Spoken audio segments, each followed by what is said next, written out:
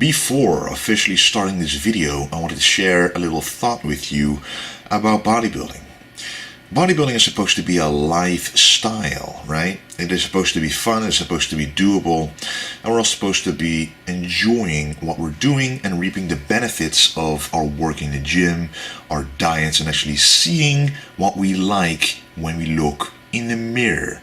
But for most people, this is a very difficult thing to do. I receive countless emails of people not being happy with how they look, despite looking very good when you're looking at them objectively. They got good muscle, maybe a little bit more fat than they want, but you cannot always be perfect.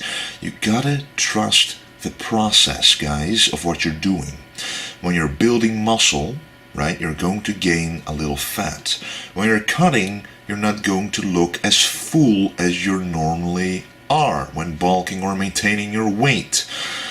And I personally experience this problem myself, and you will see it in this video. I will talk about it a little bit, that sometimes in my personal experience right now, you think, am I doing things right? I'm not looking as good as I did back then. But I'm cutting right now. I'm in a preparation phase for a competition, getting very close to it. And it's all in the mind, guys. So we all have goals in bodybuilding. And to get to those goals, we have to go through a process, right? And the reason I'm saying all of this is simply because, again, a lot of people tell me that they've got mental issues, even depression, because they don't look their best all the time. But bodybuilding is supposed to be fun, you guys, and even me myself have to remind myself of it. I started this because I love lifting. I love progressing my own physique. And yes, sometimes you don't look as great in the mirror as you think you looked back then. But that's also why you should take progress pictures, record yourself from time to time, because now that I'm doing it more often, especially with my entire channel being based upon how I look, I can really tell that I've made progress, even though if I didn't record myself and just looked at myself in the mirror right now, I would say I could have done better. But no, that's what the process is about. You've got a time right now, how your physique looks, and you've got a goal in the future. The time in between, you can look all kinds of different ways, but it's all about how you look at the end, because that's what we strive for, and enjoy the time in between. Of course, I offer nutrition and workout plans for people who have trouble getting to their goals, but regardless of what you do, the mindset needs to be number one. Anyway, guys, I just wanted to share that with you because I know that a lot of people struggle with how they look, even though you look great, guys. You look awesome. Anyway, let's enjoy the video. What's up, guys? Welcome to Vintage Genetics, where it is all about classic bodybuilding. And as you can apparently see, it is chest day today. I'm not feeling that energized, but you should never give up, no matter how you feel or what you're doing.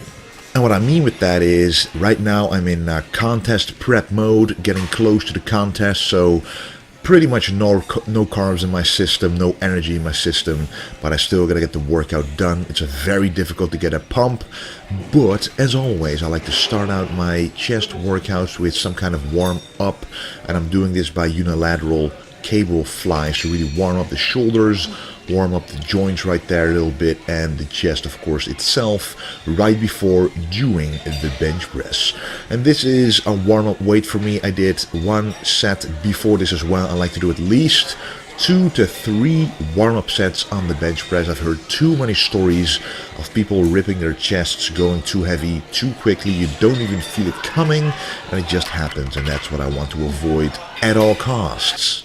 So after doing a couple of warm-ups, we start doing the real sets, and this is set number 2, working set number 2. We're doing 5 sets in total, so for 2 more sets after this, I'm still going heavier. Actually, yeah, 3 more sets after this I'm going heavier, and the final set will basically be a drop set or a lighter set that is done with pause reps, for example, to really get the maximum out of the bench press.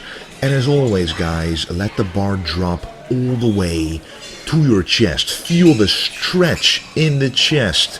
Why? Well, a barbell is designed really for the stretch, much more than a contraction, at least in the bench press. This exercise emphasizes a stretch more compared to the contraction. So what you want to do is really make that stretch count, and that's what I'm doing right there, by letting it drop all the way to the chest. And the same thing will happen here during the incline bench press. I actually sometimes prefer the Smith machine over the loose barbell, the free weight, and this is the reason why. You see me dropping the bar right below my chin, stretching out the chest with no real risk of injury, risk of letting the bar drop, or risk of letting the bar land anywhere else on your chest. Sometimes when you're very precise, when you're going pretty heavy, as I'm actually going already in this set number 2, it feels really heavy.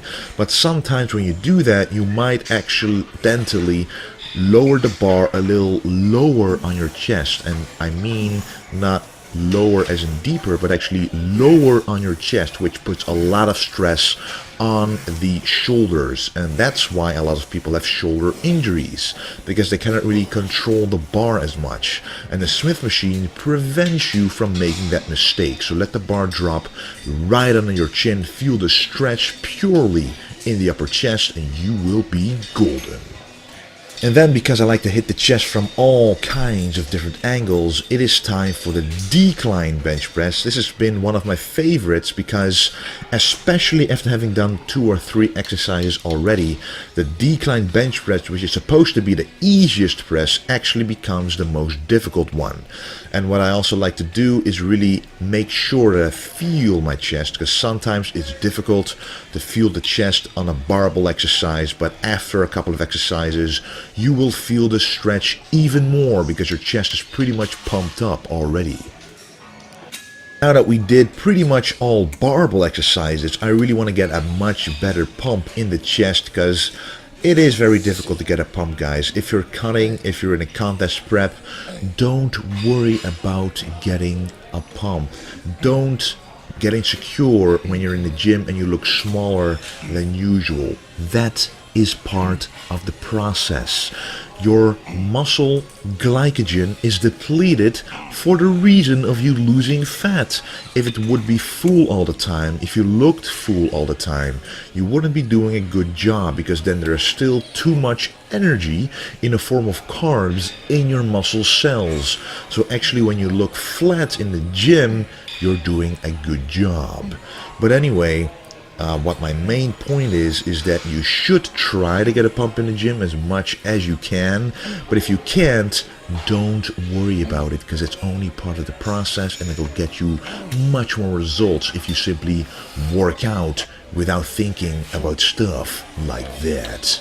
So the exercise I just did was really to stretch the chest, but mainly to contract those chesticles, because I wasn't able to do so during the other 3 exercises I did before. And I always like to include at least one exercise of which I can fully contract the chest with. And this is dumbbell flies, guys, and I'm pretty sure that I'm doing them differently from how you're used to doing them. And the difference is mainly that I don't go up all the way. The chest is very pumped up right now, at least it feels pumped up from the previous exercise. And what I want to do during this last exercise of the chest, I want to stretch it out using an isolation movement. Taking the triceps out of the picture, taking the shoulders out of the picture, purely the chest. And when your chest feels pumped up, any exercise that stretches that muscle feels 10 times as good.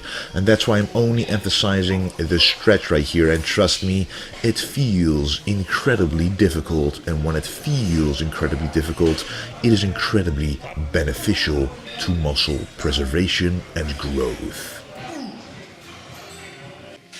By the way, guys, this video is actually a small part of a bigger video of a carb cycle video that I uploaded before this one.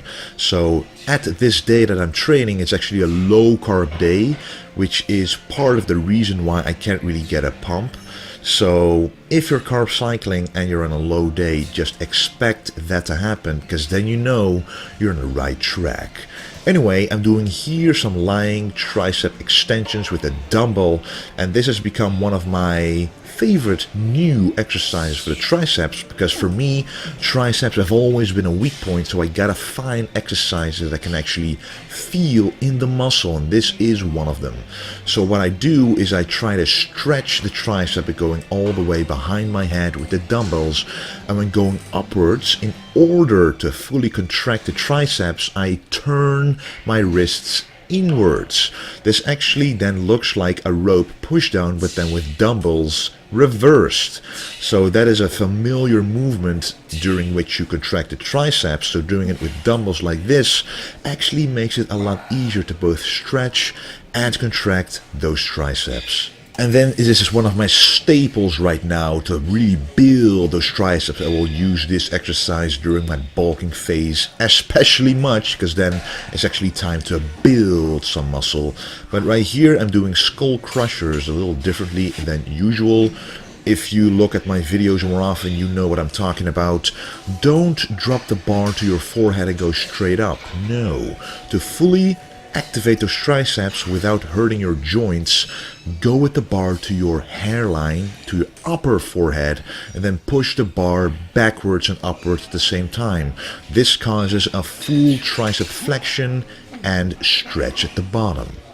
And this is a very nice finisher, because with an exercise like this on a cable with this rope, you're able to go to the very last inch of energy in a specific muscle, and this time it's the triceps. So this is the first set, really making sure to stretch those triceps. So if you look closely, I'm going higher than 90 degrees with my forearms in order to stretch those triceps to the max, but then when I'm going down, I extend my wrists outwards, really contracting the triceps to get the most out of this exercise.